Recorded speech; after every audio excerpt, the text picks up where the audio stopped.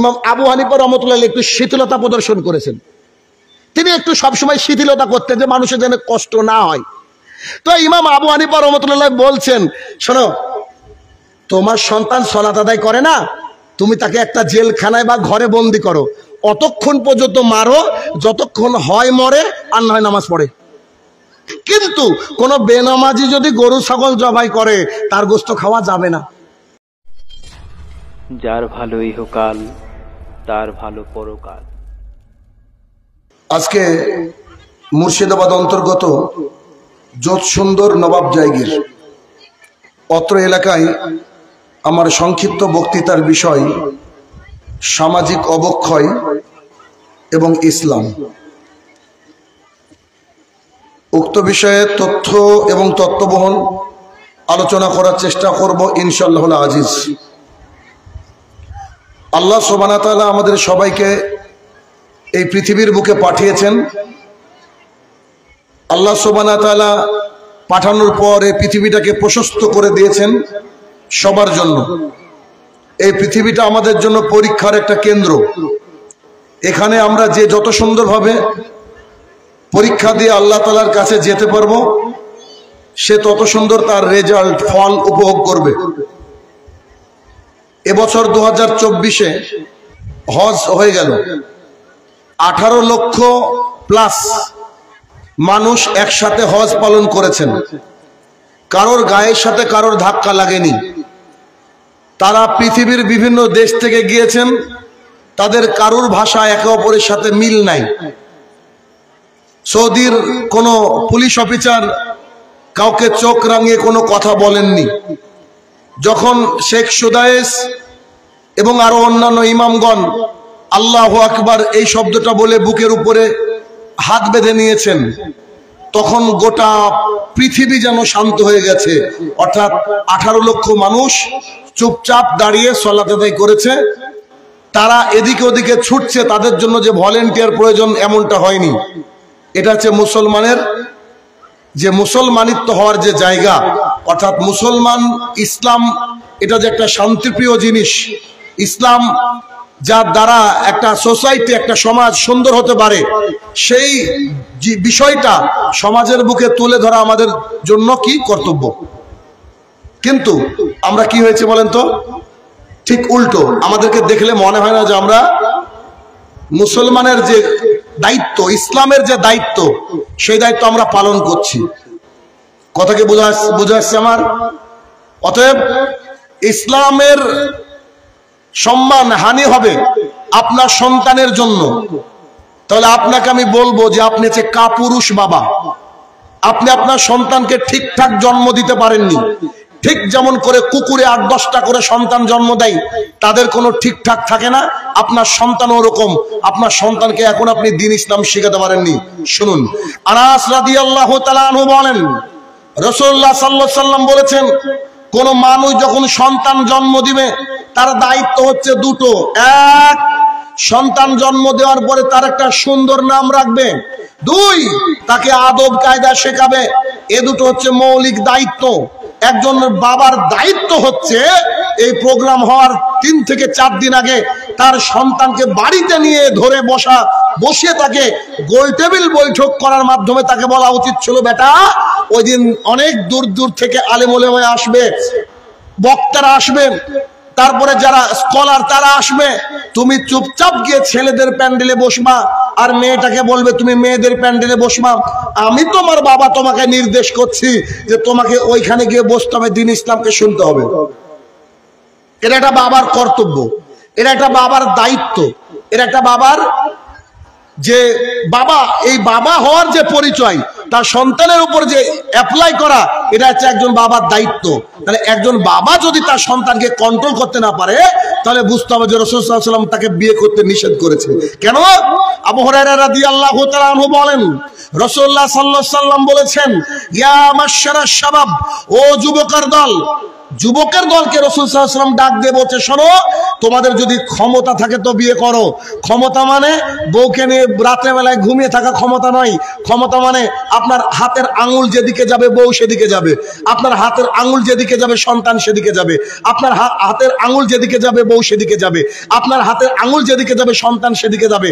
আপনার স্ত্রী কখনো পদ্মা নদীতে গোসল করতে পারবে না, আপনার স্ত্রী বাইরে ট্যাপ কলে খোলামেলা গোসল করতে পারবে না। আপনার দায়িত্ব হচ্ছে যে আপনি আপনার আহলে আল পরিবারকে একেবারে সুন্দর করে বাড়ির মধ্যে রাখবেন। বিশেষ প্রয়োজন ছাড়া মহিলা তো বেরাবে না। আপনার বড় ছেলেটা ছোট ছেলেটাও বেরাবো না, আর যদি বেরোয় তাকে আদব কায়দা শিখে তারপরে ছাড়তে হবে। এই জন্য রাসূল সাল্লাল্লাহু আলাইহি ওয়াসাল্লাম বললেন, ইয়া মাশশারা শাবাব মান ইসতাতা মিনকুমুল বাদ ফালিয়াতাজাওয়াজ। এই যুবকের দল শোনো, তোমাদের যদি ক্ষমতা থাকে তাহলে তুমি বিয়ে করো, আর যদি ক্ষমতা না থাকে ছেলে মেয়েকে কন্ট্রোল করার, তাহলে তোমাকে বিয়ে করতে হবে না। তুমি রোজা রাখো, এত তোমার কিসের কাম শক্তি জেগেছে, তুমি রোজা রাখো, তাহলে তুমি দমে যাবে। হাদিস বুখারীর, রাসূল সাল্লাল্লাহু আলাইহি ওয়াসাল্লাম এই কথা বলছেন। এটা একটা আপনার এলাকার দায়িত্ব কর্তব্য যে যিনারা আয়োজন করেছেন ইনাদের মূল টার্গেট হচ্ছে ইসলামটাকে জাতির সামনে পেশ করা, ঠিক না? কি বলেন? ইসলামটাকে জাতির সামনে পেশ করা। তো ইসলাম জাতির সামনে পেশ করতে গিয়ে যত রকমের বাধা বিঘ্ন আসবে একেবারে টাইট ফিট ভলেন্টিয়ার না, নিজ দায়িত্ব পালন করবেন, লালন করবেন, সুন্দর হিসাব শিখাবেন। কেন? আয়েশা রাদিয়াল্লাহু তাআলা আনহা তার গলার একটা হার হারিয়ে ফেলেছে, ঘটনা জানেন না? আপনি জানেন, হার হারিয়ে ফেলেছে। আবু বকর রাদিয়াল্লাহু তাআলা আনহুর কাছে খবর, কোড অফ লাইফ, পূর্ণাঙ্গ জীবন বিধান। এই পূর্ণাঙ্গ জীবন বিধানটা এত সুন্দর বিধান যে বিধানে কাউকে কষ্ট দেওয়ার কথা বলেনি। আল্লাহ সুবহানাহু ওয়া তাআলা কোরআনুল কারীমের মধ্যে একেবারে স্পষ্ট ঘোষণা করে দিয়েছেন যে তোমার ধর্ম তুমি করো, তাদের ধর্ম তাদেরকে করতে দাও। বলেন এই শব্দটা যদি মেনে নেয় কারোর সাথে কারো ঝামেলা হবে না? ঝামেলা।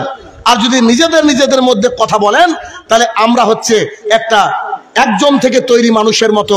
যেমন একটা শরীরের মতো, মুসলমানদেরকে বলা হচ্ছে একটা শরীরের মতো। যদি একটা শরীরের পায়ে কারোর আঘাত লাগে সে বুঝতে পারে আমার পায়ে আঘাত লেগেছে। মুসলমান আছে ভাই ভাই, একে অপরের রক্ত হচ্ছে হারাম। মুসলমানরা কি বলেন? ভাই ভাই। দলিল দেখবেন, আব্দুল্লাহ ইবনে মাসউদ রাদিয়াল্লাহু তাআলা আনহু বলেন, যুদ্ধক্ষেত্রে একটা দৃশ্য দেখা গেল যে একজন ব্যক্তি কাফের,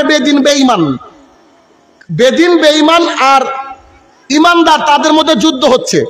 তো যুদ্ধ হতে হতে হতে একজন কাফেরকে যখন হত্যা করা হচ্ছে, কারণ কাফের সুযোগ পেলে মুসলমানকে হত্যা করবে আর মুসলমান সুযোগ পেলে কাফেরকে হত্যা করবে, কেনা? এটা হচ্ছে যুদ্ধক্ষেত্র। তো একজন সাহাবী তরোয়ারটাকে উঠিয়েছে যে দেখ তোকে আজকে শেষ করে ফেলবো। তো সেই মুহূর্তে ও বলছে আশহাদু আল্লা ইলাহা ইল্লাল্লাহ ওয়া আন্না মুহাম্মাদার রাসূলুল্লাহ। যখন মারতে গিয়েছে তখন কালেমা পড়ছে। বলেন তো ভয়ে পড়েছে নাকি এমনি পড়েছে? আপনার আমার সিদ্ধান্ত এটা, তাই না?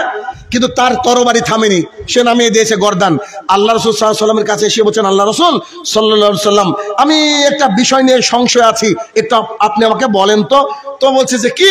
তা আমি একজন ব্যক্তিকে এরকম মারতে উদ্ধত হয়েছি, সে বুঝতে পেরেছে আমি আর পারবো না, তাই সে সঙ্গে সঙ্গে বলছে এক আল্লাহ সুবহানাহু ওয়া তাআলাকে মেনে নিয়েছি আর মুহাম্মদ সাল্লাল্লাহু আলাইহি ওয়াসাল্লাম তার প্রেরিত বান্দা এবং রাসূল। এই বাক্য সে সব আমার সামনে উচ্চারণ করেছে। আল্লাহ রাসূল বলছে আচ্ছা তারপরে তুমি কি করেছো? বলে তারপরে তার আমি গর্দানটাকে নামিয়ে দিয়েছি। রাসূল সাল্লাল্লাহু আলাইহি ওয়াসাল্লাম বলছে তুমি কেন এই কাজ করলা? তো বলছে ও গ্যারান্টি দিয়ে বলছি, ও আমার মারের ভয়ে কাজ করেছে। তখন রাসূল সাল্লাল্লাহু আলাইহি ওয়াসাল্লাম বলছে চুপ করো, তুমি কি তার অন্তর ছিঁড়ে দেখতে গিয়েছিলে নাকি? তুমি কি তার অন্তর খুলে দেখতে গিয়েছিলে নাকি? সে অরিজিনালি ভয় করেছে নাকি সত্যি আল্লাহকে ভালোবেসে করেছে? কথা বোঝাতে পারছি? ইসলাম কত সুন্দর জীবন বিধান। শত্রু যদি আসে, শত্রু যদি বলে আমি মুসলমান, আমি আপনার ভাই, তাহলে আমাদের কিছু বলার বলেন নাই, আমাদের কিছু বলার নাই। দিন ইসলাম এত সুন্দর একটা জীবন বিধান, কিন্তু আমাদের সামাজিক প্রেক্ষাপটটা এমন যে আমরা সামাজিকভাবে আমরা দিন ইসলাম মানুষকে শিখাতে পারিনি। যদি মানুষকে দিন ইসলাম শিখাতে পারতাম তাহলে ফজরে কি 3 জন লোক হয় নাকি? এত বড় গ্রাম, তার মানে সবাই নিজেকে মনে করে আমি মুসলমান। আল্লাহ তাআলার কাছে সব বেদিন বেঈমান হয়ে বসে আছে, হিসাবই নাই। আপনাকে দেখাচ্ছি, আমি আস্তে আস্তে আসছি। আমাদের সামাজিক প্রেক্ষাপট আসেন এবার আলোচনা করি। আমাদের সামাজিক প্রেক্ষাপটটা কি? সামাজিক প্রেক্ষাপট হলো যে একটা এলাকার মানুষ যারা মুসলমান একটা মানুষ মুসলমান, এটা আপনি কি দেখে বুঝবেন বলেন? একটা মানুষ মুসলমান এটা কি দেখে বুঝবেন? কি করলে তাকে মুসলমান বলা হয়? আল্লাহ এবং আল্লাহ রসুলকে মেনে নিলে, 5 ওয়াক্ত সালাত আদায় করলে। এখন 5 ওয়াক্ত সালাত যদি কোনো ব্যক্তি আদায় না করে তাহলে কি হবে? আপনাদের মতামত কি? ধরেন আমি দৈনিক 4 ওয়াক্ত সালাত আদায় করি, একবারে খুব সুন্দর করে আদায় করি, খালি ফজরটা ইচ্ছা করে পড়ি না, আমি কি মুসলমান থাকবো? মুসলমান থাকবো কি? আচ্ছা দলিল নেন। বুরায়দা রাদিয়াল্লাহু তাআলা আনহু বলেন, রাসূলুল্লাহ সাল্লাল্লাহু আলাইহি সাল্লাম বলেছেন, আমাদের আর তাদের মাঝে, তাদের মানে নিজে বুঝতে পারছেন আপনি, আমাদের আর তাদের মাঝে পার্থক্য হচ্ছে সালাত, আমাদের আর তাদের মাঝে চুক্তি হচ্ছে সালাত, আমাদের আর তাদের মাঝে কন্ডিশন হচ্ছে সালাত। যার সালাত নাই তার দিন নাই, মানে মুসলমান না। আনাস রাদিয়াল্লাহু তাআলা আনহু বলেন, রাসূলুল্লাহ সাল্লাল্লাহু আলাইহি সাল্লাম বলেছেন, কিয়ামতের মাঠে সর্বপ্রথম হিসাব নেওয়া হবে সালাতের। যার সালাত টিকলো তার অন্যান্য আমল টিকলো, যার সালাত টিকলো না ওর পৃথিবীর আর কোনো আমল টিকবে না।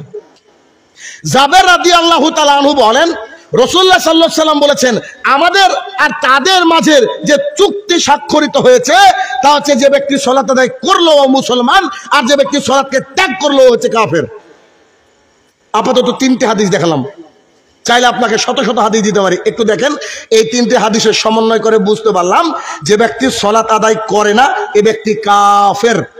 আল্লাহ তাআলার কাছে গিয়ে দেখবে, ধরেন পৃথিবীর বুকে ওর নাম হচ্ছে মোহাম্মদ শাহিনুর রহমান, আধার কার্ডে শাহিনুর রহমান, পাসপোর্টে শাহিনুর রহমান, ভিসাতে শাহিনুর রহমান, খাদ্য সুরক্ষায় শাহিনুর রহমান, সব কিছু শাহিনুর রহমান, কিন্তু ইচ্ছে করে প্রতিদিন 1 ওয়াক্ত 2 ওয়াক্ত সালাত ছেড়ে দেয়।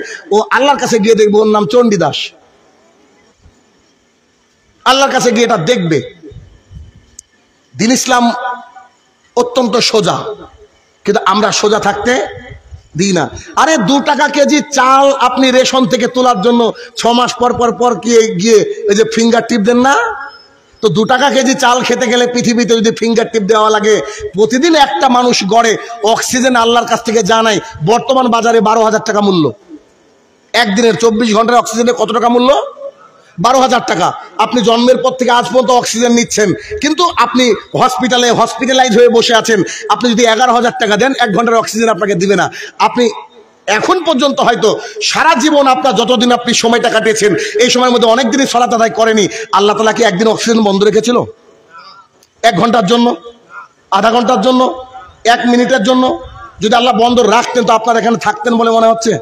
থাকতেন না। তার মানে বোঝা যাচ্ছে যে আল্লাহ সুবহানাহু ওয়া তাআলা হচ্ছে মহান। তিনি আমাদেরকে ভালোবাসেন বিধায় তিনি তার পৃথিবীকে প্রশস্ত করেছেন মানুষের জন্য। আপনাকে বলতে চাইছি, পৃথিবীর যেই হোক না কেন, ও যদি 100 বার হজ করে, কাবা শরীফের মধ্যে দিয়ে ঝাড়ু দেয়, কাবা শরীফে সেজদা দেয়, হাজরে আসওয়াদকে চুমু দেয়, রমজান মাস আসলে গোটা পৃথিবীর লোককে দাওয়াত দিয়ে খাওয়ায়, সে কোটি কোটি টাকা ইনকাম করে, প্রতিদিন কোটি কোটি টাকা মানুষকে দান করে দেয়, এই ব্যক্তি দৈনিক 4 ওয়াক্ত সালাত আদায় করে 1 ওয়াক্তকে ছেড়ে দেয়, এই ব্যক্তি কাফের কাফের কাফের। পৃথিবীর কোনো মুফতি মাওলানা থাকতে পারবে না, পৃথিবীর কোনো মুফতি মাওলানা টিকতে পারবে না। আমার এই কথার সামনে রাসূলুল্লাহ সাল্লাল্লাহু আলাইহি ওয়াসাল্লাম বলছেন, যে ব্যক্তি সালাত আদায় করে না সে ব্যক্তি কাফের। আমি বলছি না, আল্লাহ রাসূল বলছেন, মান তারাকা সালাতান মুতাম্মিদান ফাকাদ কাফারা। যে ব্যক্তি ইচ্ছে করে 1 ওয়াক্ত সালাত ছেড়ে দিয়েছে এই ব্যক্তি কাফের। 1 ওয়াক্ত সালাত ছেড়েছে মানে নগদ বহু কাফের আমার সামনে বসে আছেন আপনারা।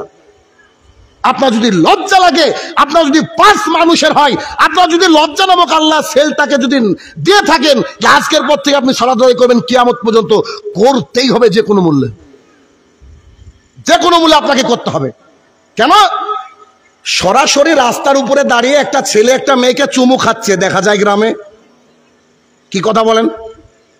দেখা যায় না। সরাসরি একটা ছেলে একটা মেয়ের সাথে কুকর্মে লিপ্ত হয়েছে একেবারে এই রোডের উপরে, দেখেছেন কোনোদিন? দেখেননি।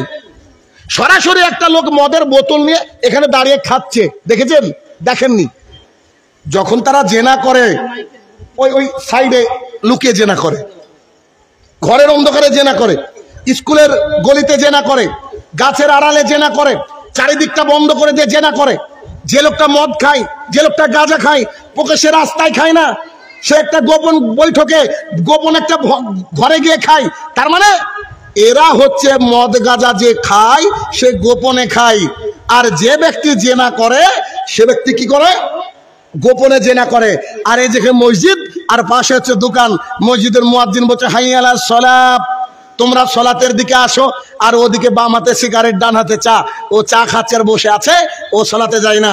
তার মানে বোঝা যাচ্ছে এটা বেশ্যা, রাস্তায় দাঁড়িয়ে বেশ্যাবৃত্তি করে না, ওর খারাপ লাগে। কিন্তু একটা বেনামাজি ও একেবারে মসজিদের পাশে বসে ক্যারাম বোর্ড খেলে, মসজিদের পাশে বসে ফ্রি ফায়ার পাবজি খেলে, মসজিদের পাশে বসে চা খায়, তারপরে মসজিদে যায় না। তার মানে একটা বেনামাজি একটা বেশ্যা মহিলার চেয়ে খারাপ, একটা বেনামাজি একটা নোংরা মানুষের চেয়ে খারাপ, একটা বেনামাজি একটা ডাকাতের চেয়ে খারাপ, একটা বেনামাজি একটা সুদখোরের চেয়ে খারাপ, একটা বেনামাজি একটা প্রস্টিটিউট কলগালের চেয়ে খারাপ। দেখে আমার এই কথাকে উল্টায় কে? সরাসরি প্রকাশ্যে বিরোধিতা হচ্ছে। জি, কারোর বাড়িতে যদি লোন থাকে, সুদ ঘুষের ব্যাপার থাকে, রাসূল সাল্লাল্লাহু আলাইহি ওয়াসাল্লাম বলছে মায়ের সাথে জেনা করে যত পাপ, সুদ ঘুষ বাড়িতে বন্ধন লোন থাকলে এলআইসি থাকলে তত পাপ। কিন্তু কোন ব্যক্তি সুদ ঘুষ খেয়ে নিয়েছে, এ ব্যক্তি জাহান্নামে যাবে, এ হাদিস আমি শাহিনুর রহমান জানি না। কোন ব্যক্তি চুরি করেছে, এটা মহাপাপ, চুরি করলে নাকি হাত কেটে দিতে হয়। আচ্ছা, শরীয়তের আইন নাই থাকলো, কিন্তু চুরি করেছে, সরাসরি জাহান্নামে যাবে, এ হাদিস আমার জানা নাই। কেউ একজন কারো জমির আল কেটে নিয়েছে, বিশাল বড় পাপ, কিন্তু এই ব্যক্তি সরাসরি জাহান্নামে যাবে, এ হাদিস আমার জানা নাই। তবে যে ব্যক্তি সালাত আদায় করে না তার ব্যাপারে কি বলছেন দেখেন, সূরা মুদ্দাসসির আয়াত নম্বর 42 এবং 43 আল্লাহ সুবহানাহু ওয়া তাআলা বলছেন, মা সালাকাকুম ফিস সাকার, ও ভাইরা তোমরা আজকে জাহান্নামে আসলে কেন? একদল লোক জাহান্নামে চলে গিয়েছে, তাদেরকে জিজ্ঞাসা করা হচ্ছে যে তোমরা জাহান্নামে আসলে কেন? কলু, তারা সেই দিন বলবে লাম নাকু মিনাল মুসাল্লিন, আমরা মুসল্লি ছিলাম না। আমরা কি ছিলাম না বলেন? কথা বলেন একটু। আমরা মুসল্লি ছিলাম না, তাই না? একটু দাঁড়াই। এই মোবাইলটার দাম হচ্ছে 33,000 টাকা। ক টাকা? একটা ডিসপ্লে আছে, display, camera, battery, charging port, ছোট্ট একটা জায়গা, আর সিম ঢুকানোর জায়গা, 5টা জিনিস আছে। দাম কত? কত গো? একেবারে ইমানদারিতে বলবেন, একেবারে বুকের উপরে হাত রেখে বলবেন, একেবারে ইমানদারিতে বলবেন, মোবাইলটার সব আছে, শুধু চার্জ ঢুকানোর ছোট্ট ফুটোটা নাই। ক টাকা দিয়ে নেবেন? 33,000 টাকার দামের জিনিস 1 টাকাও দিয়ে নেবেন না। এই শুধু ফুটোটা নাই, তাই তাহলে 5 ওয়াক্তের মধ্যে 4 ওয়াক্তকে ছেড়ে দিলেন, 3 ওয়াক্তকে ছেড়ে দিলেন, আল্লাহর কাছে মুসলমান থাকতে পারেন? তাহলে what is the definition of মুসল্লি? মুসল্লি সংজ্ঞা কি? যে লোকটা প্রতিদিন 5 ওয়াক্ত সালাত মসজিদে গিয়ে আদায় করেন, নাম হচ্ছে মুসল্লি। জনাব, আপনাকে আমি কি দিয়ে বুঝাবো? হাদিস দিয়ে যদি বলতে লাগি তো সারা রাত হাদিস পড়াবে না। একটু আপনাকে আমি দেখাই। আব্দুল্লাহ ইবনে উম্মে মাকতুম রাদিয়াল্লাহু তাআলা আনহু বলেন, আল্লাহ রাসূল সাল্লাল্লাহু আলাইহি সাল্লাম জি বলেন, আমি তো অন্ধ মানুষ। অন্ধ মানে কমপ্লিটলি ব্লাইন্ড, অন্ধ মানে কানা নয়, অন্ধ মানে যে 2 চোখে দেখতে পায় না, অন্ধ মানে যে রাস্তা বুঝতে পারে না, অন্ধ মানে সাপ বিচ্ছু যে দেখতে পায় না, তাকে বলা হয় অন্ধ। সে গিয়ে বলছেন আল্লাহ রাসূল সাল্লাল্লাহু আলাইহি সাল্লাম, আমি যে অন্ধ মানুষ, আমি যে রাস্তা ধরে মসজিদ অবধি পৌঁছাবো এমন আমার কায়দা ক্যাপাসিটি নাই, আর আমাকে ধরে কেউ নিয়ে আসবে এমন লোক নাই, একেবারে মদিনার ওই প্রান্তে বাড়ি, আপনি একটু অনুমতি দেন না আমি যেন বাড়িতে সালাত আদায় করি। এই যত সুন্দরের কেউ কি অন্ধ আছে? নাই, অন্ধ নাই, মানে সবারই চোখ আছে। তাহলে এবার হাদিস শুনেন, তিনি বলছেন যে বাড়িতে সালাত আদায় করবেন। আচ্ছা করেন। রাসূলুল্লাহ সাল্লাল্লাহু আলাইহি ওয়াসাল্লামের হিম্মত হয়নি তিনি নিজের মন থেকে কোনো কথা বলবেন। চট করে ঘুরে বলছি শোনেন, জি জি বলেন। বলছি আপনি কি আজান শুনতে পান? তো জি আজান যে শুনতে পাই। রাসূল সাল্লাল্লাহু আলাইহি ওয়াসাল্লাম বলছে আমার কিছু বলার নেই, you have to come to the mosque, আপনাকে মসজিদে আসতে হবে, আমার কিছু করার নেই। কাকে বলছেন? অন্ধ, মানে যাকে ধরে নেওয়া সার কেউ নাই, তাকে বলছে কি করতে হবে? মসজিদে আসতে হবে। যত সুন্দরে সবাই কি কানা নাকি? সবাই কি অন্ধ নাকি?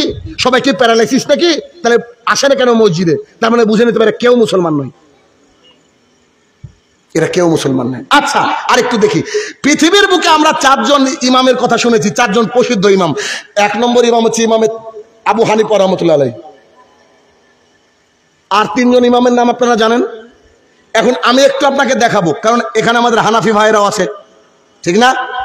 আচ্ছা, একটু মজার বিষয় দেখেন, ইমাম আবু হানিফা রহমতুল্লাহ আলাইহি কি বলেছেন একটু পরে বলি। এই 3 জন ইমাম বলছেন, ইমাম শাফি, ইমাম মালিক নিশ্চয়ই জানেন, এই 3 জন ইমাম বলছে তোমার সন্তান যদি সালাত আদায় না করে, নামাজ না পড়ে তো তরবারি উঠাও। কিছু বলা লাগবে না, বুঝেছেন? মানে তোমার সন্তান তোমার বাড়িতে বেঁচে থাকতে পারে না, সালাত আদায় না করলে বেঁচে থাকতে পারে না। ইমাম আবু হানিফা রহমতুল্লাহ আলাইহি একটু শিথিলতা প্রদর্শন করেছেন। তিনি একটু সবসময় শিথিলতা করতেন যে মানুষের যেন কষ্ট না হয়। তো ইমাম আবু হানিফা রহমতুল্লাহ আলাইহি বলছেন, শোনো, তোমার সন্তান সালাত আদায় করে না, তুমি তাকে একটা জেলখানায় বা ঘরে বন্দি করো, অতক্ষণ পর্যন্ত মারো যতক্ষণ হয় মরে আর না হয় নামাজ পড়ে।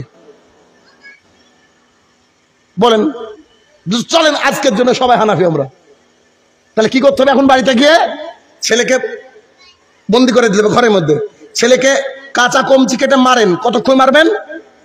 আব্বু আব্বু আব্বু আব্বু ছেড়ে দাও, ছেড়ে দাও, এখন থেকে নামাজ পড়তে যাবো, ছেড়ে দেন। আর যদি বলে যে নামাজ পড়বো না, দেখি কার কত ক্ষমতা, মেরে মেরে কি করতে হবে বলেন না গো? কে বলছে?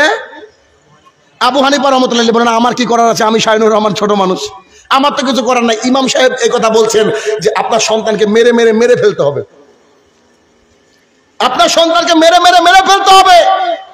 যতক্ষণ না সালাত আদায় করতে যায়, ওকে সালাত আদায় করতে নিয়ে যেতেই হবে যে কোনো মূল্যে। আর যদি না হয় তাহলে কি করবে? বাড়িতে থাকার সুযোগ আছে কি? সুযোগ নেই। সৌদি ফতোয়া বোর্ড বলছে ইহুদি খ্রিস্টানে যদি পশু জবাই করে খাওয়া জায়েজ 1 মিনিটের জন্য, ইহুদি খ্রিস্টান যদি পশু জবাই করে খাওয়া জায়েজ 1 মিনিটের জন্য, কিন্তু কোন বেনামাজি যদি গরু ছাগল জবাই করে তার গোশত খাওয়া যাবে না। কথা বোঝাতে পারছি আমি? আমার আব্বা যখন সালাত আদায় করতো না, আমার আব্বা চাকু ধরেছে কুরবানিকে জবাই করার জন্য। আমি বলছি, দাঁড়ান, আপনি তো মুসলমানই না, আপনি ছাগল জবাই করবেন মানে আপনার বেটা করবে, আর নাহলে আপনার নাতি করবে 10 বছর বয়স, তখন 8 বছর ছিল, 8 বছর ও বিসমিল্লাহ আল্লাহ আকবার বলে জবাই করবে, আপনার কোনো ইখতিয়ার নাই। তারপর থেকে আমার বাপ সালাত ধরেছে ঠিকই, আজ পর্যন্ত বলে না যে ছুরিটা আমাকে দাও, আমাকেই কোরবানি জবাই করতে হবে। তার মানে যে ব্যক্তি সালাত আদায় করে না তার জবাইকৃত পশু খাওয়া হারাম, এটা চলবে না। জি শাহিনুর রহমান সাহেব, আজকে তো আমার ছেলেটা মুরগি জবাই করেছে, কি করব? হাড়ি শুদ্ধ ফেলে দিতে হবে। কি করতে হবে? হাড়ি শুদ্ধ ফেলে দিতে হবে। আপনার লজ্জা লাগছে না? আপনি হাসছেন কেন? কথা শুনেন ভালো করে, কথা বুঝেন ভালো করে। কারণ পৃথিবীর বুকে যত ইবাদত আল্লাহ তাআলা দিয়েছে, তার মধ্যে যে ইবাদত দিয়েছে তাতে কোনো ছাড় নাই, তার নাম হচ্ছে সালাত। একটু দেখেন, সিয়াম হচ্ছে আল্লাহ তাআলাকে খুশি করার অন্যতম মাধ্যম। রোজা কত বড় ইবাদত শুনবেন, দেখেন। আবু উমামা বাহিনী রাদিয়াল্লাহু তাআলা আনহু বলেন, আল্লাহ রাসূল সাল্লাল্লাহু আলাইহি সাল্লাম আমাকে একটা ভালো আমলের কথা বলেন না, যা করলে জান্নাত যাব।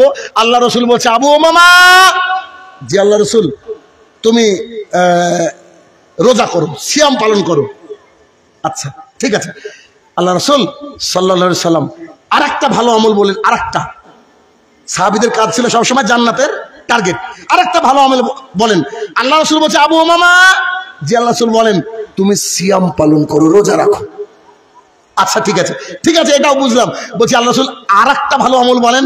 আল্লাহ রাসূল বলছে, আবু উমামা, জি আল্লাহ রাসূল বলেন, তুমি সিয়াম পালন করো, কেননা সিয়ামের সমপর্যায়ে নেকিযুক্ত আমল আল্লাহর জমিনে নাই।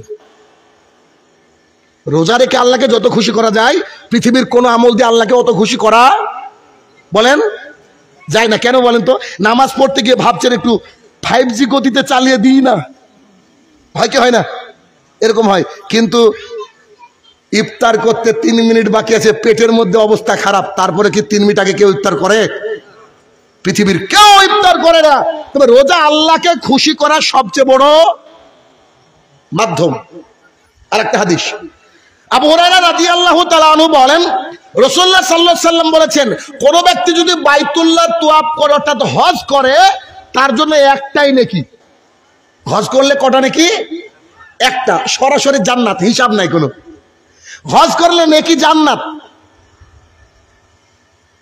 হজ করলে নেকি কি বললাম? জান্নাত। আর সিয়াম পালন করলে ওর সমতুল্য নেকি নাই। আর একটা হাদিস বলি, নিলে ভালো লাগছে না, হাদিসটা বললে বুঝতে পারবেন। দেখেন, এটা শাহিনুর রহমান মানে আমি, আর এটা জাহান্নাম, এটা জাহান্নাম। আমি আর জাহান্নাম এভাবে লেগে আছে। অনেক মানুষ আছে এরকম, আছে কিনা? আপনার নাম নিলে কষ্ট পাবেন, তা আমাকে দিয়ে বুঝাই। এটি শাহিনুর রহমান আর এটাকে জাহান্নাম। এবারে হাদিস শোনেন। আবু হুরায়রা আনাস রাদিয়াল্লাহু তাআলা আনহু বলেন, রাসূলুল্লাহ সাল্লাল্লাহু আলাইহি সাল্লাম বলেছেন, কোন ব্যক্তি যদি আল্লাহর রাস্তায় একদিন রোজা পালন করে, কদিন? আমরা কটা করেছি? আলহামদুলিল্লাহ 30। নেকি দেখেন কোথায় নেবেন আপনি? অত বড় ব্যাগই নাই আপনার, অ্যাকাউন্টে আটবে না, দেখেন না। রাসূলুল্লাহ সাল্লাল্লাহু আলাইহি সাল্লাম বলেন, আল্লাহ তাআলার রাস্তায় কোন ব্যক্তি যদি আল্লাহকে খুশি করার জন্য একদিন রোজা রাখে তো জাহান্নাম, আর যে ব্যক্তি রোজা রাখলো, শাহিনুর রহমান রোজা রেখেছে একটা আর জাহান্নাম, তাদের দুজনের মাঝে একটা গর্ত খনন করা হবে। গর্ত, তো গর্ত যদি 1 হাত খনন করা হয় তো এত দূর যাবে মোবাইল, সরি আমি আর জাহান্নাম। তো গর্তটা এতটুকু খনন করা হয়েছে, ধরেন এতটুকু। রাসূল সাল্লাল্লাহু আলাইহি ওয়াসাল্লাম হাদিসের দিকে খেয়াল করেন, রাসূল সাল্লাল্লাহু আলাইহি ওয়াসাল্লাম বলছেন যে এভাবে মাঝে গর্ত খনন করা হবে ওই ব্যক্তি সিয়াম পালন করে আর জাহান্নামের মাঝে। এখন শাহিনুর রহমান আর জাহান্নাম। একজন সাহাবী চট করে বলছে, আল্লাহ রাসূল সাল্লাল্লাহু আলাইহি সাল্লাম বলছে, গর্তটা সাইজ কত বড় হবে? ক্যানেলটার সাইজ কত বড় হবে? লম্বায় কত বড় খোঁড়া হবে? রাসূল সাল্লাল্লাহু আলাইহি ওয়াসাল্লাম বলছে, বেশি না, মাত্র এই জমিন থেকে আসমান পর্যন্ত। সুবহানাল্লাহ বাড়িতে গিয়ে বলেন নাকি? কথা কি বুঝাতে পারছি আমি? কেন মুর্শিদাবাদের মানুষ, আপনি বুঝবেন না মানে আশ্চর্য। কেরালায় বক্তৃতা বুঝিয়ে আসলে আপনি বুঝবেন না? তার মানে কোন ব্যক্তি যদি আল্লাহ তাআলার রাস্তায় একদিন সিয়াম পালন করে, সে যদি জাহান্নামের সাথে লেগেও থাকে, তার থেকে জাহান্নাম দূরে চলে যায় জমিন থেকে আসমানের পথ। রোজা করা করেছি আমরা, বুঝতে পেরেছেন? চিন্তা করেন একবার। কিন্তু বিষয় কি জানেন? সবকিছু কাজে লাগবে। আনাস রাদিয়াল্লাহু তাআলার হাদিস, যদি আধার কার্ড থাকে তবেই। কারণ সালাত হচ্ছে আধার কার্ড, আধার কার্ড ছাড়া কোনো কিছু কাজে লাগবে না। যেমন নিট এক্সাম বাতিল হয়ে গেল, ওরকম করে আল্লাহর কাছে গিয়ে দেখবেন রোজা আছে, হজ আছে, যাকাত আছে, মানুষকে দান আছে, ভালো কাজ আছে, গিয়ে দেখছেন যে আপনাকে জাহান্নামে যেতে হচ্ছে। কি ব্যাপার?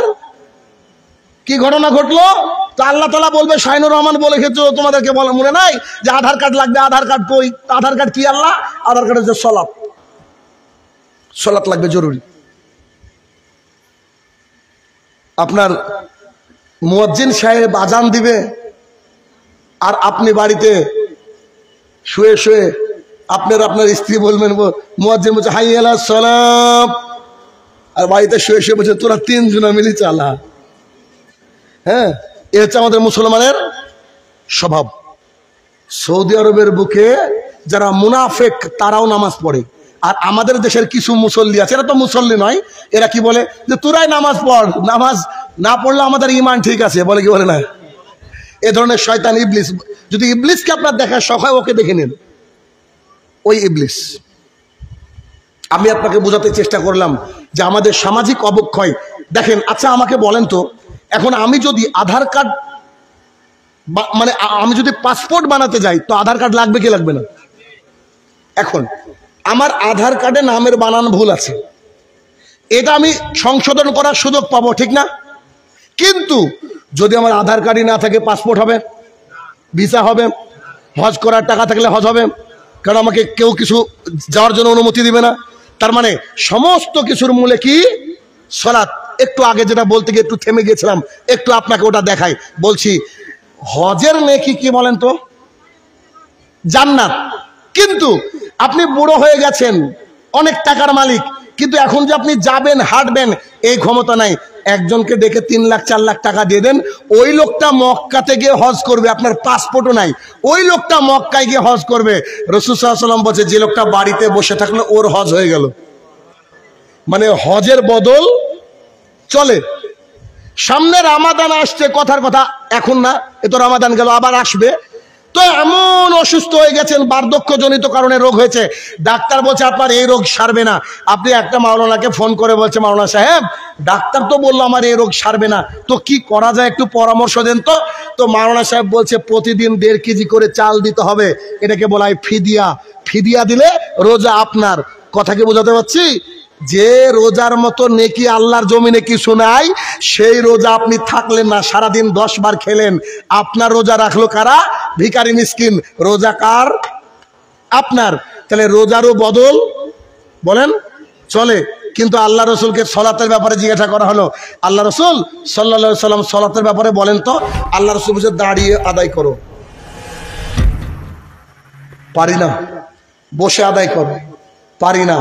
শুয়ে আদায় করো। পারি না। প্যারালাইসিস হয়ে গেছে। আল্লাহ তাআলা বলছে ইশারায় আদায় করো। রাসূল সাল্লাল্লাহু আলাইহি ওয়াসাল্লাম বলে শোনো, তোমরা যুদ্ধক্ষেত্রে যারা আছো, যুদ্ধক্ষেত্রে সলাতের ওয়াক্ত হয়ে গেছে, একদল যুদ্ধ করবে আর একদল কি করবে? সলাত আদায় করবে। এদের সলাত শেষ, এরা যুদ্ধ করবে আর ওরা এসে সলাত আদায় করবে। গোটা বিশ্ব জুড়ে আজকে যদি খালি মুসলমানরা সঠিকভাবে আল্লাহর ইতাত করে সলাত আদায় করতো, তো পৃথিবীর কোনো মায়ের বেটার ক্ষমতা ছিল না যে বাবরিকে আমাদের কাছ থেকে ছিনে নিত। পৃথিবীর কেউ কারো ক্ষমতা নেই। কেন? আধার কার্ডই যে নাই, আল্লাহর কাছে বলবো কি করে? আবু হুরায়রা রাদিয়াল্লাহু তাআলা আনহু বলেন, রাসূলুল্লাহ সাল্লাল্লাহু আলাইহি সাল্লাম বলেছেন, বান্দা যখন সেজদা দেয় তখন আল্লাহর সবচেয়ে নিকটবর্তী হয়ে যায়। আরে আল্লাহর নিকটবর্তী হয়ে যদি কেঁদে কেঁদে আল্লাহকে বলেন আল্লাহ আমাদের এটা লাগবে, আল্লাহ দিবে না? নিশ্চিত দিবে।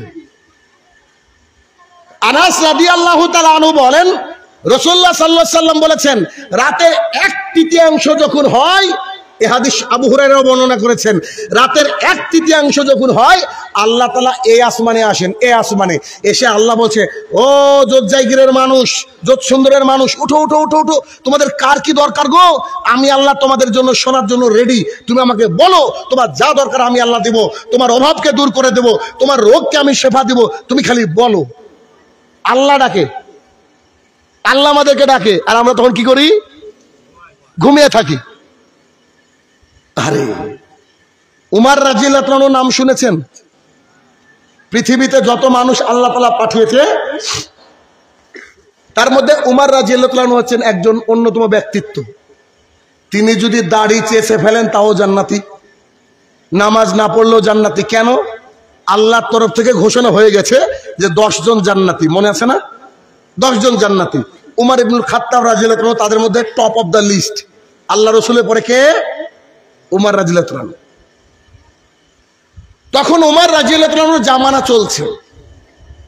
কিছু লোক জাকাতের অর্থ দিতে এসে দেখছেন কি করব, অনেক রাত হয়েছে, এখন উমরের বাসায় গিয়ে লাভ নাই, তো আমরা মসজিদে একটু 2 রাকাত সালাত আদায় করে শুয়ে পড়বো। উমর তো মসজিদে আসবে, কারণ উমরের বাড়ি তো আর যোধ সুন্দরে না। কথা বোঝেন? উমর তো আসবে মসজিদে, সকালবেলায় তার হাতে জাকাতের অর্থ দিয়ে চলে যাব, কেননা আমরা অনেক দূরের মানুষ, আমরা অনেক দূরের। তো যারা জাকাত প্রদান করতে এসেছিলেন তিনারা ঢুকে ওযু করে, মসজিদের মধ্যে আমাদের মতো তো এত লাইটের ব্যবস্থা ছিল না আগে, মসজিদ অন্ধকার, ঢুকে দেখছেন মসজিদের কোনায় একজন যে কি কান্না না কাঁদছেন রে বাবা, খুব কাঁদছে। আল্লাহকে বলছে, আল্লাহ তুমি যদি আমাকে ক্ষমা না করো আমাকে কেউ ক্ষমা করবে না। আল্লাহ গো, আমি মহাপাপী মানুষ, হে আমার প্রতিপালক তুমি আমাকে ক্ষমা করো, আমি মহাপাপী মানুষ, তুমি আমাকে ক্ষমা করো। এই লোকগুলা যারা জাকাত দিতে এসেছিল তারা বলছে, বাপরে বাপ, এইখানে এত সুন্দর একটা সোনার নগরী, তো মানুষ এত পাপী যে সবাই যখন ঘুমিয়ে আছে গভীর রাত্রে উঠে আল্লাহর দরবারে কাঁদছে। এ কোন ব্যক্তি, আল্লাহর কোন পেয়ারা বান্দা এভাবে কান্নাকাটি করছে। যখন তাদের উপস্থিতি মানে প্রতিভাস হয়ে গেল বা বুঝতে পারা গেল যে কেউ এসেছে, তিনার কান্না থেমে গেল এক পর্যায়ে। তিনি আল্লাহ দরবার থেকে হাতটাকে নামিয়ে নিয়ে ইনাদের কাছে আসলেন। তাদের কাছে কূপ ছিল, কূপ, বাতি, বাতি, বাতি বুঝেন না? বাতি, এই বাতি জ্বালিয়ে তারা যখন সামনে এসে বলছে, আপনি কে? এত রাত্রি তো অভাগার মতো আল্লাহ তাআলার কাছে কাঁদছেন, গোটা নগরী ঘুমিয়ে আছে, আপনি কে? তো তিনি বলছেন, আপনারা কার কাছে এসেছেন? তো আমরা এসেছি আমিরুল মুমিনিন ওমর ইবনুল খাত্তাব রাদিয়াল্লাহু তাআলা আনহুর কাছে, ও আচ্ছা ঠিক আছে তাহলে আপনারা বসেন। তখন বলছে আপনি কে? তো তার কাছে ওই বাতিটা লাগিয়ে দেখছে তিনি আর কেউ নন, ওমর রাদিয়াল্লাহু তাআলা আনহু। যার জান্নাত কনফার্ম সে তার রাত্রে উঠে কান্নাকাটি লাগে। আর আমরা অভাগা মুসলমান, আমরা 5টা ওয়াক্তে মসজিদে যেতে পারি না, 5টা ওয়াক্তে সালাত আদায় করতে পারি না। আমরা আল্লাহর সামনে দাঁড়াবো কি করে? দাঁড়াবো কিভাবে বলেন দেখি? সম্ভবই নয়। আপনার জীবনকে পরিবর্তন করতে হবে। আমি প্রায় জালসায় বলি, কালকেও বলেছি, এই আপনার ঈদের পরে 6টা জালসা আছে, তার মধ্যে 5টাই আপনাদের ইয়েতে, এই কি রঘুনাথগঞ্জে। কালকেও ছিল, বাড়ি চলে গেছিলাম, আজকে যাবো, কালকে ফজর ধরেছে, আজকে জানি না কটা বাজবে। আবার এই প্রতিদিনই এইদিকে আছে আমার আশপাশে। তো আমি, আমার সন্তান 10 বছর বয়স, এখনো মাঝে মাঝে বিছানায় পেচ্ছাপ করে। তবে আমার সন্তান ফজর কাজা তার হয় না, বুঝলেননি? আমি বাবা, আমার সন্তানকে কি আমি আগুনে জ্বলতে দেখতে পারি? ওকে আমি ডাক দিয়ে উঠে এনে যে ওর আম্মু ডাক দেয়, উঠে আমার সাথে গিয়ে 5 ওয়াক্ত সালাত ও মসজিদ আদায় করে। কিছু করার নেই ভাই। এত কলিজার টুকরা সন্তান, একটা চকলেট চাইলে আমি কার্টুন নিয়ে দিই, মানে 10 টাকার আইসক্রিম চাইলে আমি 300 টাকার আইসক্রিম তাকে খাওয়াবো। সে যদি মুরগির গোস্ত খেতে চায় তাকে খাসির গোস্ত খাওয়াবো। এত কলিজা দিয়ে ভালোবাসি, সেই সন্তান আমার সামনে দাউ দাউ দাউ দাউ করে আগুনে জ্বলবে, এটা কি সহ্য হবে? আমি কেমন বাবা? আপনি আপনার নিজেকে পরিবর্তন করেন। আপনার সন্তানকে 8 বছর 7 বছর হয়ে গেলে একটু একটু করে নিয়ে যাওয়ার অভ্যাস করেন, একটু একটু করে নিয়ে যাওয়ার অভ্যাস করেন, নইলে কিন্তু আপনার সামনে মহাবিপদ, সামনে মহাবিপদ। তাহলে আমাদের সমাজকে সুন্দর করে গড়তে হলে আর সামাজিক ব্যাধিকে আউট করতে গেলে আমাদের প্রথম এবং প্রধান দায়িত্ব কি? আমাদেরকে 5 ওয়াক্ত সালাত আদায় করতে হবে, সন্তানকে নিয়ে গিয়ে। সবাই রাজি আছেন? বলেন সবাই রাজি আছেন? জি, আল্লাহ তাআলা কবুল করুক, আল্লাহুম্মা আমিন। আমি বলতে চাইছিলাম সালাত জরুরি, সালাত ছাড়া মানুষ মুসলমান থাকে না। পৃথিবীর এমন কোন আলেম নাই যে সালাতের ব্যাপারে বলেছেন যে না সালাত ছাড় আছে, কেউ বলেননি। অতএব আপনাকে আমি দেখালাম, খবরদার, সালাত এটা জরুরি, সালাত জরুরি। 2 নম্বর পয়েন্ট আমাদের সমাজকে সুন্দর করতে পারে, সেটা যে পর্দা, মহিলাদের পর্দা। এখন আপনারা আমাকে বলেন তো, এই যোধ সুন্দর গ্রামে কত % মহিলা বোরকা পরে? হ্যাঁ, কেন গো বলেন?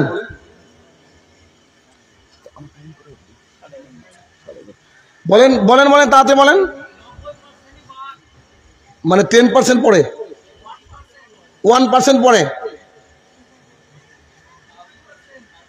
সন্তান সবারই আছে নাকি?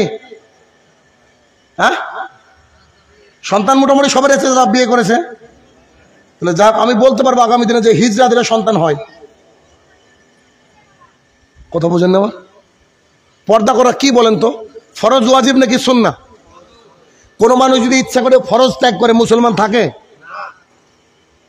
কার সাথে সংসার করছেন? জিনা হচ্ছে যে, বুঝতে পারেন আমার কথা?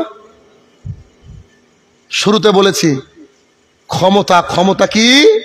আপনি আপনার স্ত্রীকে পর্দার মধ্যে ঢেকে রাখবেন, তাকে কোটি টাকা দামের শাড়ি কিনে দেন, কোটি টাকা দামের গহনা কিনে দেন, বাড়িতে উলঙ্গ হয়ে থাক, বাড়িতে নায়িকা সেজে থাক, বাড়িতে টপ পরে থাক, বাড়িতে যা খুশি পরে থাক অথবা না থাক, দ্যাট ডাজন্ট ম্যাটার। কিন্তু সে যখন বাইরে যাবে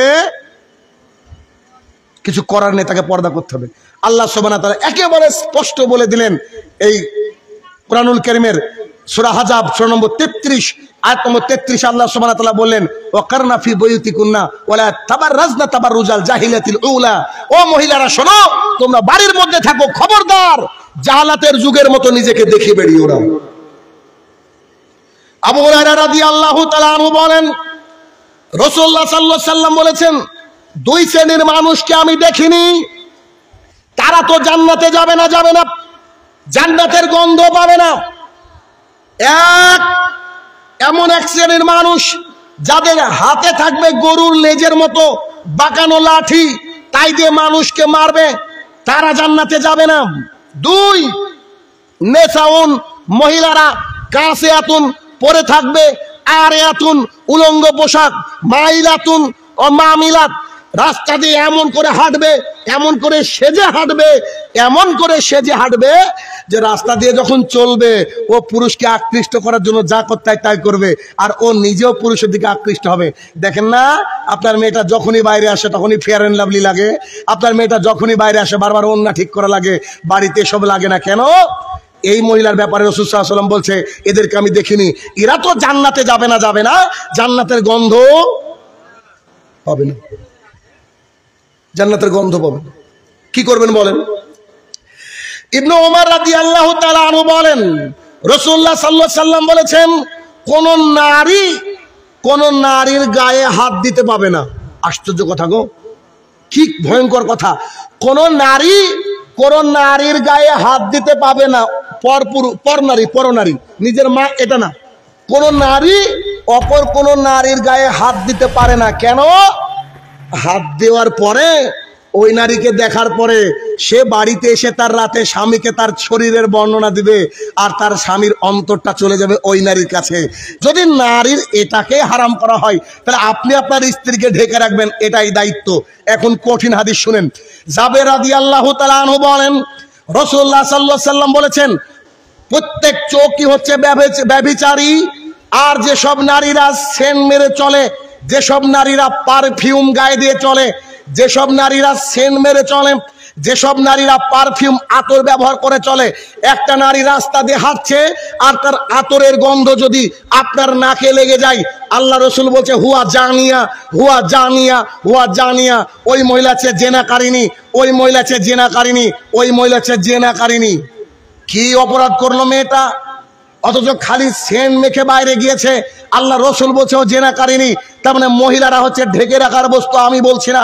বলছেন আবু হুরায়রা রাদিয়াল্লাহু তাআলা আনহু বলেন, রাসূলুল্লাহ সাল্লাল্লাহু আলাইহি ওয়াসাল্লাম বলছেন, মহিলারা হচ্ছে ঢেকে রাখার বস্তু, গোটা পৃথিবীটা হচ্ছে সম্পদ। বলেন তো, রাস্তার ধারে জমির দাম কত এখন? 1 কাঠা? ভাই কাঠার হিসাব তখন নাই, সব শতক, তাই না? 1 শতক জমির দাম 20 লাখ টাকা, আছে না নাই? 1 শতক জমির দাম 1 কোটি টাকা, আছে না নাই? এবার হাদিসটা বুঝেন। রাসূলুল্লাহ সাল্লাল্লাহু আলাইহি ওয়াসাল্লাম বলছেন, গোটা পৃথিবীটা হচ্ছে সম্পদ, তার মধ্যে শ্রেষ্ঠ সম্পদ হচ্ছে আলমারাতুস সলিহা, নেককার বউ। নেককার বউ কি শ্রেষ্ঠ সম্পদ? হীরা, হীরার খনি না, মুক্তা না, মুক্তার খনি না। গোটা পৃথিবী বিক্রি করলে একদিকে রাখেন, আর আপনার স্ত্রীকে একদিকে রাখেন, আপনার স্ত্রী পৃথিবীর চেয়ে ভারী হবে। আপনাকে কি দিয়ে বুঝাই? এত দামি জিনিস আল্লাহ তাআলা আপনাকে গিফট করেছে, এটাকে কি করতে হবে বলেন তো? এটাকে সবসময় ঢেকে রাখতে হবে, এটাকে ঢেকে রাখতে হবে। আপনি আপনার জন্য, বিনোদনের জন্য তাকে যা খুশি পরিয়ে রাখেন বাড়িতে, তাতে আমাদের যায় আসে না। তো বাড়ির থেকে বাইরে বেরোলে এই কাজ করবে, কিছু বলার নেই, এটাই শরীয়ত, এটাই নিয়ম। عن عبد الله بن مسعود رضي الله تعالى عنه قال قال رسول الله صلى الله عليه وسلم, আব্দুল্লাহ ইবনে মাসউদ রাদিয়াল্লাহু তাআলা আনহু বলেন, রাসূলুল্লাহ সাল্লাল্লাহু আলাইহি ওয়াসাল্লাম বলেছেন, সালাসাতুন কাদ হারাম আলাইহিম মিন জান্নাহ, 3 শ্রেণী মানুষের জন্য জান্নাত হারাম। 1, মুদমিনুল খামরিন, নিয়মিত পান বিড়ি জর্দা গুল সিগারেট যারা খায় তারা জান্নাতে যাবে না। আমি জানি কষ্ট হচ্ছে, but I have nothing to say. এই হাদিস মুহাম্মদ সাল্লাল্লাহু আলাইহি ওয়াসাল্লামের তরফ থেকে। আল্লাহ রাসূল সাল্লাল্লাহু আলাইহি ওয়াসাল্লাম বলছেন, যারা প্রতিদিন নেশাদার দ্রব্য পান করে খায় তারা জান্নাতে যাবে না, তাদের জন্য জান্নাতকে হারাম করা হয়েছে। 1, যারা নিয়মিত নেশাদার দ্রব্য পান করে তারা জান্নাতে যাবে না। 2, আর রাজুলাতাম মিন নিসাই, পুরুষের বেশধারী নারী জান্নাতে যাবে না। যে নারীর জিন্সের প্যান্ট পরে চোখে জাহান্নামী দেখবেন, ছেলেদের মতো চুল কেটে ছোট করেছে, ও জাহান্নামে থাকবে। ছেলেদের জুতা স্যান্ডেল পায়ে দেয়, ও জাহান্নামে থাকবে।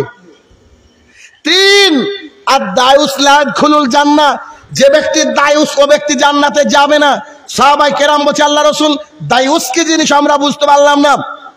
তখন রাসূল সাল্লাল্লাহু আলাইহি ওয়াসাল্লাম বলছেন, আল্লাহ যিকরু ফি আহলিল খাবাস, যার বাড়ির মধ্যে বেহাপনার সুযোগ রয়েছে, যার বাড়িতে দিনরাত টিভি সিরিয়াল চলে, যার বাড়ির সবাই বেপর্দা, দিনরাত মানুষ আসে আর বলে ভাবি কেমন আছো, এরা হচ্ছে দায়ুস। এরা যদি মক্কা মদিনায়ও চাকরি করে তাও জাহান্নামী। কে বলছে? দেখেন, আল্লাহ রাসূল যা বলেছে আমি অনুবাদ করছি, যদি আমাকে আপনার দোষী মনে হয়, 1 নম্বর আসামি কে বলেন তো? মুহাম্মদ সাল্লাল্লাহু আলাইহি ওয়াসাল্লাম। আমার কিছু করার নেই, আমার কিছু করার নেই। কেন? আমার দায়িত্ব হচ্ছে আপনাকে আমি বুঝাবো, ব্যাস এতটুকুই। এখন আপনি গোটা গ্রামের মানুষ আমার এই বক্তৃতা শুনে যদি তার বউকে পর্দা করায়, পান বিড়ি জর্দা ছেড়ে দেয়, আর 5 ওয়াক্ত মসজিদে যায়, আমার অ্যাকাউন্টে কি টাকা ঢুকবে? আখেরাতে কিছু ঢুকবে, এটা ঠিক আছে, এখানে পাবো কিনা। কিন্তু আপনি আমার দিনী ভাই, কেননা আপনার সৌভাগ্য যে আপনি মুসলমান হয়ে জন্মগ্রহণ করেছেন। একটু খেয়াল করেন না, পৃথিবীর বুকে সবচেয়ে ভালো মানুষের নাম কি বলেন তো? মুহাম্মদ রাসূলুল্লাহ সাল্লাল্লাহু আলাইহি সাল্লাম। আল্লাহ রাসূল যদি কারো জন্য দোয়া করতেন তো দোয়া কবুল হতো না? হতো না? হতো না? আবু হুরায়রার নাম শুনেছেন? সবচেয়ে বেশি হাদিস বর্ণনাকারী আবু হুরায়রা রাদিয়াল্লাহু তাআলা এসে বলছেন, আল্লাহ রাসূল সাল্লাল্লাহু আলাইহি সাল্লাম, বলছিলাম যে ওই আমার মা দিন রাত আপনাকে গালিগালাজ করে, একটু আমার মায়ের জন্য দোয়া করেন না? তো আল্লাহ রাসূল বলছে, হে আমার প্রতিপালক, আমার আবু হুরায়রার আম্মি জানকে তুমি হেদায়েত দান করো। আবু হুরায়রা দোয়া চেয়েছেন কার কাছে? মুহাম্মদ রাসূলুল্লাহ সাল্লাল্লাহু আলাইহি সাল্লামের কাছে। তো তিনি তো জানেন যে তিনি কেমন ডাক্তার, ওষুধ দেওয়ার সাথে সাথে যে কাজ দিবে এটা আবু হুরায়রা বুঝতে পেরেছে। আবু হুরায়রা 1 মিনিট দাঁড়ায়নি, দৌড় বাড়িতে দৌড়ে গিয়ে দেখছে যে বাড়িতে দরজা লাগানো। আবু হুরায়রা গরিব মানুষ, না খেতে পেয়ে কতদিন থেকেছে, তার বাড়ির দরজা লাগানো থাকে, আর আপনি কোটিপতি, আপনার বাড়ি খোলা। চিন্তা করেন আপনি কি। তো আবু হুরায়রা বাড়িতে গিয়ে সালাম দেওয়ার সাথেই দেখছে বাড়ির মধ্যে একটা পানি নেওয়ার আওয়াজ হচ্ছে। পানি নড়লে যেমন আওয়াজ হয় এমন। একটু পরে তার মা দরজা খুলে দিয়ে মাথায় কাপড়টা দিচ্ছে আর বলছে, বেটা চলো চলো চলো, আল্লাহ রসুলকে নিয়ে, আল্লাহ রসুলের কাছে নিয়ে চলো, আমি দ্বীন ইসলাম কবুল করব। দিস ইজ দ্য দোয়া অফ মুহাম্মদুর রাসূলুল্লাহ সাল্লাল্লাহু আলাইহি সাল্লাম। সেই মুহাম্মদ সাল্লাল্লাহু আলাইহি সাল্লাম নিজের চাচা আবু তালেব, চাচা, ও চাচা, একবার বলেন না লা ইলাহা ইল্লাল্লাহ, একবার খালি বলেন না, আপনি বলে দেখেন না। আল্লাহর কাছে আমি আপনার মানে কি বলবো, আল্লাহকে কি করে রাজি করতে আমি করব, জান্নাতে কি করে নিয়ে যেতে আমি নিয়ে যাব। আর কি বলবো চাচা, আপনি আপনার নিজের সন্তানের চেয়ে আমাকে ভালোবেসেছেন। একবার খালি বলেন না, পাসপোর্টটা রেডি হোক না, আধার কার্ডটা রেডি হোক না, খালি বলেন না লা ইলাহা ইল্লাল্লাহ, খালি এইটুকু বলেন না, লা ইলাহা ইল্লাল্লাহ, এইটুকু বলেন না। তো চাচা তাকাচ্ছে, কে? ওদবা সারিয়ে দাঁড়িয়ে আছে, সাইবা দাঁড়িয়ে, আবু জাহাল দাঁড়িয়ে, সবার দিকে তাকিয়ে বলছে, বাপ আর অনুরোধ করিও না, যা আছে বাপ দাদা ধর্মই মানি। আসলে এক শ্রেণীর লোক সই হাদিস পাওয়ার পরে বলছে, বাপ দাদা যা করেছে করবো। তো তোর বাড়িতে গ্যাসের কেন, সিলিন্ডার ঘুরিয়ে দিবি? তো ছেলেরা তো মোবাইল কেন, এটা তো তোর বাপ দাদা ইউজ করেনি। আশ্চর্য দুনিয়া। তো কি এখন আল্লাহ রাসূল সাল্লাল্লাহু আলাইহি ওয়াসাল্লাম একেবারে মাথার কাছে বসে দোয়া করছে। আল্লাহ সুবহানাহু ওয়া তাআলা কি তার দোয়া কবুল করেছিল? মুসলিম শরীফের হাদিস, তার চাচা জাহান্নামের সর্বনিম্ন শাস্তি পাবে। আল্লাহ রসুল নিজের মায়ের জন্য দোয়া করছে। আল্লাহ বলছে,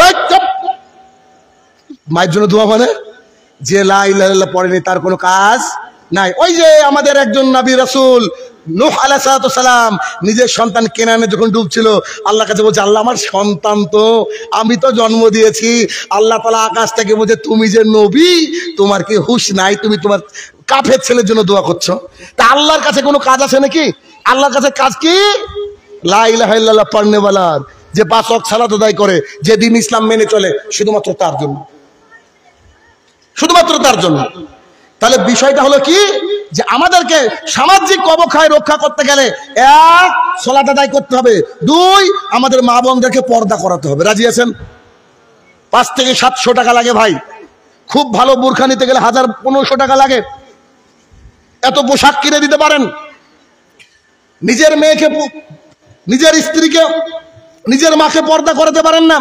কিয়ামতের মাঠে আপনি দায়ুস হিসাবে আল্লাহর কাছে পরিগণিত হবেন। আর যে ব্যক্তি দায়ুস, সে ব্যক্তির থাকার জায়গা জাহান্নাম। সে ব্যক্তির থাকার জায়গা জাহান্নাম।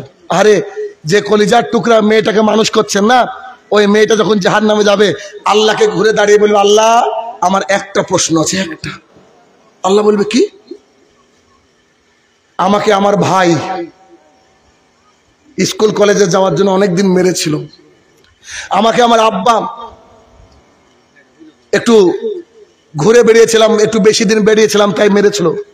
আমাকে আমার স্বামী তরকারিতে লবণ কম হয়েছিল, একদিন ঝাল বেশি হয়ে গেছিল তাই মেরেছিল। কিন্তু কেউ, এদের তিনজনে কেউ আমাকে পর্দা করতে বলেনি। আল্লাহ গো, তারা যদি আমাকে একটু চাপ দিত তো পর্দা তো আমি করতাম, আমাকে কেউ চাপ দেয়নি। আল্লাহ, আমি জাহান্নামে যাচ্ছি, আমি তো জাহান্নামে যাবো আমি বুঝতে পেরেছি, কিন্তু আমার আব্বা, ভাই আর স্বামীর তুমি বিচার করিও, তাদেরকে আনা হবে, এনে আল্লাহ তাআলা বলবে তোমরা কি এইগুলা করেছো? একেবারে ফুল এইচডিতে আল্লাহর কাছে চলবে তারা কি করেছে। সারা জীবনে ঘটনা 1 সেকেন্ডে দেখা যাবে। দেখার পরে শুধুমাত্র মেয়ে জাহান্নামী নয়, তার বাবা, স্বামী, ভাই চলে যাবে কোথায়?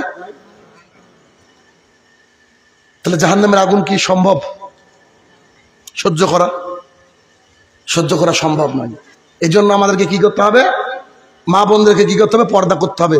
এবং সর্বশেষ একেবারে ইন শর্ট 3 নম্বর পয়েন্ট হচ্ছে, যে কোনো মূল্যে আমাদের হালাল রুজি ইনকাম করে খেতে হবে। বিড়ি বাঁধার টাকা দিয়ে সংসার চালালে তার ইবাদত, ওই ইবাদত আল্লাহর কাছে গৃহীত বলেন হবে না। চাইলে আমাকে 100 হাদিস আপনাকে এখানে বসে শুনে দিতে পারি। অতএব রাসূল সাল্লাল্লাহু আলাইহি ওয়াসাল্লাম বলছেন মোদ্দা কথা, ইন্নাল্লাহা তাইয়্যিবুন লা ইয়াকবালু ইল্লা তাইয়্যিবা, নিশ্চয়ই আল্লাহ পবিত্র, পবিত্র জিনিস আল্লাহ তাআলা গ্রহণ করেন না। অতএব নিশ্চিত ভাবে মাথায় রাখেন, যা ইনকাম করবেন সেটা যেন হালাল থাকে, তার মধ্যে যেন হারামের কোনো মিশ্রণ না থাকে। হারামের যদি মিশ্রণ থাকে তাহলে হারাম খোরের দোয়া আল্লাহ কবুল করবে না। খালি ভাবেন না যে শুয়োরের গোশত হারাম, সুদের টাকায় খাসির গোশত কিনে খাওয়া হারাম। হারাম টাকায় খাসির গোশত কিনে খাওয়া হারাম। অতএব এই 3টে বিষয় আজকে বলে গেলাম, সময়ের স্বল্পতা, সময় নেই, এই 3টে বিষয় বললাম, এই 3টে বিষয়ে গুরুত্ব দিন। আবারও যদি কোনোদিন আশেপাশে আসি বা কোথাও আসি, আলোচনা শুনবেন। আমার কথা হলো যে আপনি যতক্ষণ পরিবর্তন না হবেন অতক্ষণ আমার গতি এভাবেই থাকবে। কথা বুঝেননি? কারণ যে ডাক্তার সিজার করে ও কি মানুষের পেশেন্টের মুখের দিকে তাকে সিজার করে? তা আমি শাহিনুর রহমান এরকম একজন সিজারিয়ান, আমি কারোর মুখের দিকে তাকাই না। আমি আপনাকে ভালোবাসি, আপনি আমার দিনী ভাই, আপনার আমার দিনী বোন। আমি চাই যে আপনারা সবাই মিলে জান্নাতে যান। এমন তো না যে আমি ফার্স্ট হয়ে গেলে আপনাকে সেকেন্ড হতে হবে, এমন কোনো ব্যাপার কি? আল্লাহর জান্নাত কি ছোট নাকি গো? আল্লাহর জান্নাত হচ্ছে গোটা পৃথিবীর মানুষ যদি জান্নাতের একটা গেট দিয়ে ঢুকে, তো জান্নাতের গেট দিয়ে ঢোকার সময় কারোর গায়ের সাথে কারো গা লাগবে না। সর্বশেষে একটা হাদিস বলি, বক্তা এসছে, আচ্ছা একটা হাদিস বলি, মজার হাদিস এই জান্নাতের ব্যাপারে, শুনেন। সেটা কি? একজন মানুষ জাহান্নামের মধ্যে পুড়বে অনেকদিন, পুড়তে পুড়তে পুড়তে পুড়তে ওর অবস্থা খারাপ। আচ্ছা, এখন আপনাদেরকে একটা মজার কথা বলি। আমি শাহিনুর রহমান বিভিন্ন আলেমের কাছে আমার কথা জিজ্ঞাসা করবেন, 95% আলেম প্রথমে আমাকে গালি দিবে। আমাকে গালি দেয় কেন জানেন? আমি স্টেজে উঠে একটা কথা বলি যে বক্তৃতা করার সময় কন্টাক্ট করা জায়েজ না। কথা বুঝেননি? বক্তৃতা করার সময় কন্টাক্ট করা জায়েজ না, আর যারা কন্টাক্ট করে এদেরকে ডাকবেন না, এটা আমার অপরাধ। সারা জীবন বলবো, কোনো বাপের বেটা থাকলে আমাকে আটকাক, আমি কোরআন থেকে প্রমাণ করে দেবো যে এই কন্টাক্ট করা জায়েজ নয়, হাদিস থেকে প্রমাণ করে দেবো। দিন রাত বলছি, তাতে গোটা পৃথিবীর মানুষ যদি বেকা হয়ে যায় যাক, মানে বক্তারা, কিন্তু আমার দর্শক ঠিক আছে, অসুবিধা নেই। কিন্তু একজন মানুষকে আপনি কলকাতা থেকে ডাকলেন, তাকে আপনি সম্মানিত কতটা দিবেন এটা আপনার ব্যাপার, ভালো করে বুঝেন। তো আমি বক্তৃতা করি, এমন এমন জায়গায় এমন কিছু বক্তৃতা হয়ে যায়, সেই বক্তৃতা সভাপতির বিরুদ্ধে চলে গেল। আছে না কিছু শয়তান সভাপতি থাকে, এলাকার মানুষের বিরুদ্ধে গেল। একদিন কি হয়েছে আপনাদের আশপাশে বলবো না, বক্তৃতা দিয়েছি বুঝলেন, আর জর্দাখোর সভাপতিকে বসিয়েছি, আর জর্দার ব্যাপারে প্রশ্ন করেছে, আমি একদম ঠোঁটকাটা উত্তর দিয়ে চলে গিয়েছি। বক্তৃতা দিয়ে নেমেছি, নামার পরে আলহামদুলিল্লাহ জেনে খুশি হবেন, আজ পর্যন্ত পৃথিবীর কোনো ফেরেশতা, মানুষ না, মানুষ তো আপনারা দূরের কথা, ফেরেশতা যদি প্রমাণ করতে পারে যে শাহিনুর রহমানকে কেউ টাকা দিয়েছে, শাহিনুর রহমান ধরার সময় টাকাটা এভাবে দেখেছে, আর বক্তৃতা দেবো না আজকের পর থেকে। কথা বোঝেননি? যা দেয় দিল, পকেটে ঢুকে নিলাম, দেখি না। ড্রাইভারকে গিয়ে বাড়ির সামনে বলি, ক টাকা ভাড়া? এটা ভাড়া গাড়ি। টাকা ভাড়া? এত টাকা। তখন গুনে যদি ভাড়া হয়তো দি, আর না হলে বলে যে ভাই তুই পরের জালসায় নিস, বা নিজের পকেট থেকেও দিতে হয়। মানে যারা চাইবে তাদেরকে মানুষ দিবে, এটা দুনিয়ার রীতি। তো সেই বক্তৃতায় হয়েছে কি, টাকা আমাকে অনেক দিয়েছে, এতগুলা, মুটে আমার আটছে না টাকা। জানি না কি খুশিতে তারা দিয়েছে। টাকা নিয়ে পকেটে ঢুকিয়েছি, শুয়ে পড়েছি, বাড়ির সামনে গাড়ি দাঁড়িয়েছে, ড্রাইভার বলছে চলে গেছে বাড়ি। তাহলে ভাড়া কত? তো এত। টাকা বের করে, মানে এত আমার খারাপ লাগছে, প্রতি রাতে জালসা তো। আমি টাকাটা গুন, সব 10 টাকার নোট। কথা বুঝেন? সব 10 টাকার নোট। যদি 100 টাকারও হতো তাহলে তো কম টাকা হতো না। আচ্ছা, ওই যে টাকাটা আমি পেলাম অতগুলো, আমি চাই না তাই আমাকে অত টাকা দিল, এটা আসলে কি অত টাকা ছিল? সর্বশেষ যে ব্যক্তি জাহান্নাম থেকে উঠবে, ওই ব্যক্তি আল্লাহকে বলবে, দেখেন কি মজার হাদিস, আল্লাহ রসুল এই হাদিসটা বলতে গিয়ে এমন হাসা হেসেছিলেন, তার মাড়ির দাঁত পাবলিক দেখেছিল, সাহাবায়ে কেরাম দেখেছিল, এত হাসতে লেগেছেন। এই হাদিস বলতে গিয়ে আপনিও হাসবেন। দেখেন হাদিস, জাহান্নামের মধ্য থেকে আল্লাহ তুলে এনেছে সর্বশেষ ব্যক্তি, তুলে এনে এখন আল্লাহ সুবহানাহু ওয়া তাআলাকে বলছে, আল্লাহ হে আমার প্রতিপালক, ওদিকে কি? তো বলছে ওটা জান্নাত। আল্লাহ, জান্নাতের দিকে খালি তাকিয়ে থাকবো, একটু তাকিয়ে থাকবো, অনুমতি পাবো? আল্লাহ বলছে আর কিছু চাইবা না? বলছে না, শুধু তাকিয়ে থাকবো। তো থাকো, আদম সন্তান তো নাফরমানি করে। তো তাকিয়ে থাকার পর দেখছে জান্নাতের মধ্যে নিয়ামত। আল্লাহকে বলছে, আল্লাহ আপনার ইজ্জতের কসম, আর চাইবো না, খালি জান্নাতের গেটে দেখবো, গিয়ে জান্নাতের কাছে গিয়ে দেখবো। আল্লাহ তাআলা বলছে ফাইনাল? তো জি ফাইনাল, যাও। এরপরে দেখছে যে জান্নাতের মধ্যে সব মানুষ অনেক নিয়ামত পাচ্ছে। আল্লাহ তাআলাকে বলছে, আল্লাহ আপনার ইজ্জতের কসম, জান্নাতে গিয়ে কিছুতে হাত দিব না, খালি ভিতরে ঘুরে বেড়াবো, খালি ভিতরে ঘুরে বেড়াবো। আল্লাহ সুবহানাহু ওয়া তাআলা বলছে, তুই দাঁড়া, চুপ, এদিকে। জি আল্লাহ বলেন।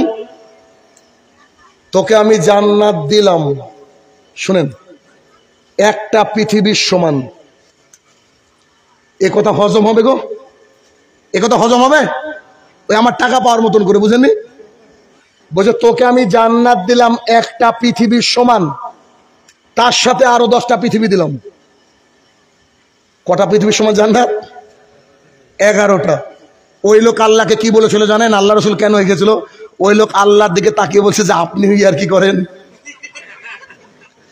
মানে আল্লাহ সুবহানাহু ওয়া তাআলাকে বলছেন আপনিও আর কি করেন, আপনি তো শাহেনশাহ, আপনি বাদশাহ, আপনার কি আর কি মানায়? আল্লাহ সুবহানাহু ওয়া তাআলা বলছে, ওরে বেকুব, সত্যিই তোকে আমি 10টা পৃথিবীর সমান জান্নাত দিয়ে দিলাম। সুবহানাল্লাহ। আমাদের মাবুদ কত বড় রহম, তার মানে কি বলবো, তার রহমতের আধার যদি আমরা খোঁজার চেষ্টা করি সমস্ত টেকনোলজি দিয়েও, উই ক্যান ফাইন্ড দ্যাট, আমরা সেটাকে খুঁজে বের করতে পারবো না। এই মাবুদ আপনাকে আমাকে জাহান্নামে দিবে গো, কি? কিন্তু যদি আধার কার্ড না থাকে তাহলে যে এন্ট্রি নাই, তাহলে কি করতে হবে? আমাদেরকে আধার কার্ড বানাতে হবে। পরিশেষে যে কথাটা বলতে চেয়েছিলাম সেটা হচ্ছে, শেষ করে দিব। আমার বক্তৃতা কেমন শুনলেন ওটা যাচাই করতে হবে না? সেটা হচ্ছে, এ আমার একটা বই, সোনালী যুগের সালাত, আল্লাহ রসুল কি করে নামাজ পড়েছিল, এখানে এটাতে লেখা আছে। আর এটা হচ্ছে বিবাহ একটি ইবাদত। এই বইটা পড়লে মনে হবে যে কোনো মুসলমানের বিয়েতে যাননি, উচিত আপনাদের পড়া। আমি মনে করি গাড়িতে আছে, ওখান থেকে নেবেন।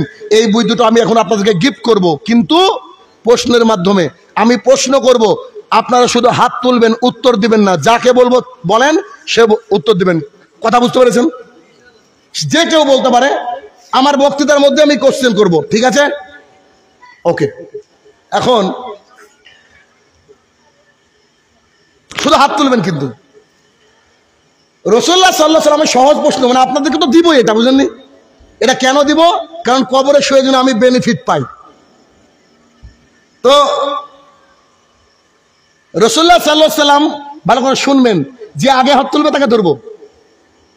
রাসূলুল্লাহ সাল্লাল্লাহু আলাইহি ওয়াসাল্লাম বলেছেন, 2 শ্রেণীর মানুষকে আমি দেখিনি,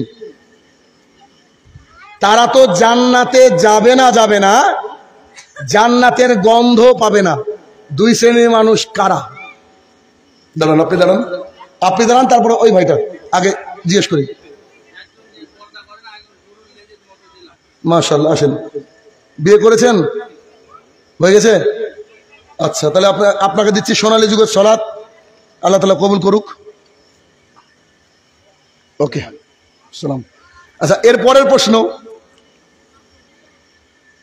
দেখেন, বক্তৃতা শুনলে হবেন, এখন থেকে মাথা রাখবেন, শাহিনুর রহমান যেখানে মাথা মধ্যে রাখবেন যে স্যার আমাকে কোশ্চেন করবে, কারণ আমি ইংরেজির মাস্টার, আপনারা সবাই জানেন। আলহামদুলিল্লাহ, গোটা বিশ্ব থেকে আমার কাছে মানুষ ইংরেজি পড়ে, আপনাদের এলাকারও অনেক ছাত্র আমার আছে, চিনি না তো, অনলাইনে পড়ে, সব চিনিও না, জানিও না, আলহামদুলিল্লাহ। তো দ্বিতীয় প্রশ্ন হচ্ছে, দেখি খুব কমন করবো নাকি একটু ডিফিকাল্ট করবো, মানে আমার বক্তৃতার মধ্যে আমি বাইরে আপনাদেরকে করবো না, যাতে করে আপনারা কষ্ট না পান। আচ্ছা, বিষয় হচ্ছে যে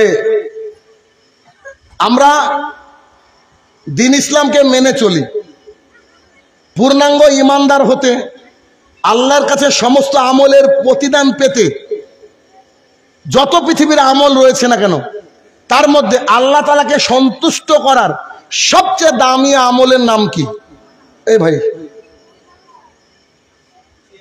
সিয়াম, আসেন। সিয়াম, আল্লাহকে রাজি খুশি করার হাদিস। বলেন তো এই হাদিসটা কে বর্ণনা করেছে?